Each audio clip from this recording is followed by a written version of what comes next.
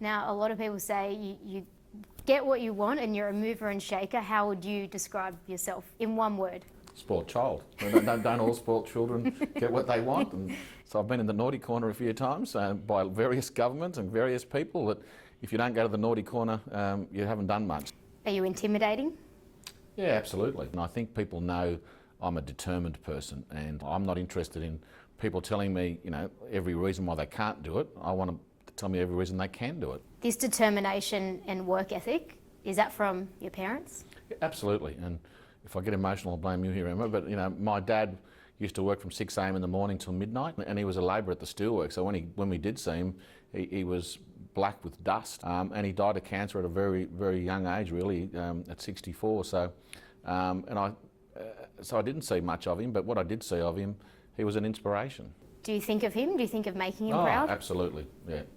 Yep, you're going to get me emotional, and I'm going to do my best not to, but look, the sacrifices that he made was substantial.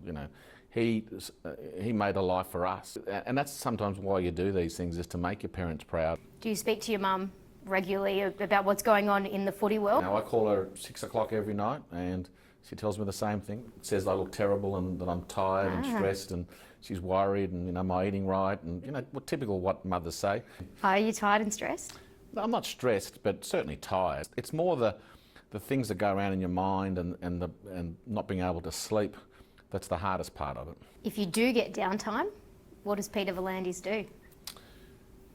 Watch sport and spend time with my children. I value the time with them, although I'm only second to the iPad, but which is fine. Are you the boss in your household? Absolutely not. No. And even if I was, there's no way I'd admit it. My wife is definitely the boss, and she says that every night that I go home. She says, "You're the boss at work, but I'm the boss at home," and I respect that. Going back to when you were growing up and you played a lot of footy, describe to me what rugby league did for you. So at kindergarten and in first and second class, I used to get bullied in the playground, and I used to hate going to school. You were sort of, the odd person out because you were a migrant, and there was a guy called Wayne Pearce, which is quite coincidental, and he introduced me to rugby league and athletics and racing, and that's when I got in with the Aussie kids. And I didn't proceed with it in my adult age because it was hard to convince migrant parents that you're going to make rugby league your career. But my ambition always in life was to wear the green and gold for Australia. That's all I wanted to do. When this opportunity came up to put something back into the game, I wanted to repay the debt that it gave me.